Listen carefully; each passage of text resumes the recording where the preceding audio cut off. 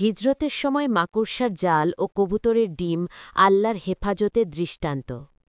এটা ছিল মক্কার এক গভীর রাত। রাসূলুল্লাহ সাল্লাল্লাহু আলাইহি ওয়াসাল্লামের ঘরে এক নিস্তব্ধতা নেমে এসেছে।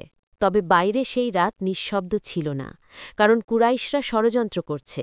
তারা ঠিক করেছে এই রাতে তারা প্রিয় নবীকে হত্যা করবে। প্রতিটি গোত্রের একজন করে তরুণ নির্বাচিত হয়েছে, যাতে কেউ দায় এড়াতে না পারে। কিন্তু আল্লাহ তাআলা রাসূল সাল্লাল্লাহু আলাইহি ওয়াসাল্লামকে আগে থেকেই সব খবর জানিয়ে দিয়েছিলেন।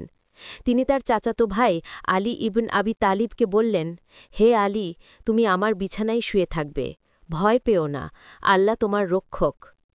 আলী রাদিয়াল্লাহু বিনা দ্বিধায় রাজি হয়ে গেলেন। তারপর নবীজি শান্তভাবে দরজার দিকে এগোলেন। তিনি এক মুঠো ধুলা তুলে নিলেন আর কুরআনের আয়াত পড়লেন।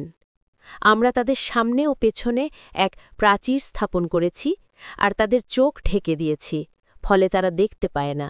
সূরা ইয়াসিন ৯। তিনি ধীরে ধীরে বেরিয়ে গেলেন আর কুরাইশদের চোখে যেন এক অদৃশ্য পর্দা নেমে এল। এরপর রাসূল সাল্লাল্লাহু আলাইহি ওয়াসাল্লাম মদিনার পথে রওনা হলেন তার প্রিয় সঙ্গী আবু বকর রাদিয়াল্লাহুকে নিয়ে। দুজনেই মরুপ্রান্তর পাড়ি দিচ্ছিলেন গোপনে রাতের অন্ধকারে। মদিনা অনেক দূরে, প্রায় ৪০০ কিলোমিটার পথ। তাদের লক্ষ্য ছিল প্রথমে লুকিয়ে থাকা, তারপর নিরাপদ পথ ধরে যাত্রা করা। তারা পৌঁছলেন থাউর নামের এক গুহায়, যেখানে তারা আশ্রয় নিলেন ৩ দিন ৩ রাত। গুহাটি ছিল পাহাড়ের ভেতরে ছোট্ট একটা জায়গা। সেখানে তারা লুকিয়ে থাকলেন। বাইরে শত্রুরা অনুসন্ধান চালাতে লাগল। এদিকে কুরাইশরা বুঝে ফেলল যে মুহাম্মদ মদিনার দিকে রওনা হয়েছেন। তারা ঘোষণা দিল, যে কেউ মুহাম্মদ ও আবু বকরকে ধরে আনবে তাকে ১০০ উট পুরস্কার দেওয়া হবে। এবার তাদের অনুসন্ধান শুরু হল। প্রতিটি পাথর, প্রতিটি পথ, প্রতিটি গুহা খুঁজে দেখা হচ্ছে। অবশেষে তারা পৌঁছে গেল গার এ থাওর গুহার মুখে। রাসূল ও আবু বকর রাদিয়াল্লাহু তখন ভিতরে বসেছিলেন নিঃশব্দে।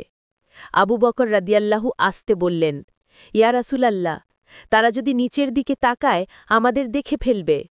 রাসূল সাল্লাল্লাহু আলাইহি ওয়াসাল্লাম হালকা হাসলেন।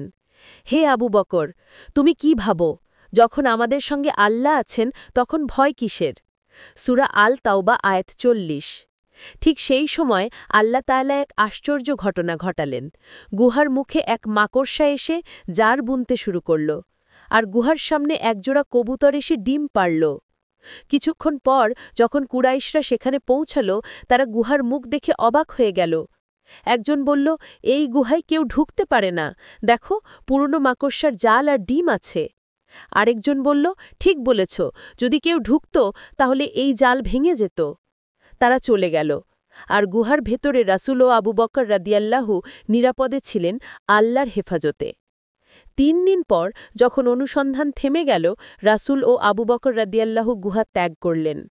তারা আল্লাহর নাম নিয়ে নতুন জীবনের পথে রওনা হলেন। হিজরতের সেই সফর ইসলামের ইতিহাসে এক নতুন সূচনা হয়ে রইল। মদিনায় পৌঁছে রাসূল আল্লাহর প্রশংসা করলেন আর বললেন, যে আল্লাহ মাকড়সার জাল দিয়ে আমাকে রক্ষা করেছেন, তিনি কিয়ামত পর্যন্ত তার বান্দাদের হেফাজত করবেন। এই ঘটনার মাধ্যমে আমরা শিখি, আল্লাহর উপর সম্পূর্ণ ভরসা রাখলে সবচেয়ে কঠিন বিপদেও রক্ষা মেলে। আল্লাহর সাহায্য সবসময় আসে, কখনো মাকড়সার জালের মতো নরমভাবে, তবুও সেই জাল হয় সবথেকে শক্ত আশ্রয়। মরাল অব দ্য স্টোরি, যে আল্লাহর উপর ভরসা করে, আল্লাহ তার জন্য যথেষ্ট।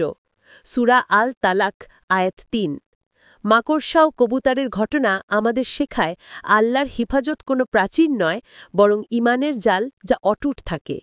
আমাদের চ্যানেলের ভিডিও ভালো লাগলে একটা লাইক, কমেন্ট এবং সাবস্ক্রাইব করে সাথে থেকো।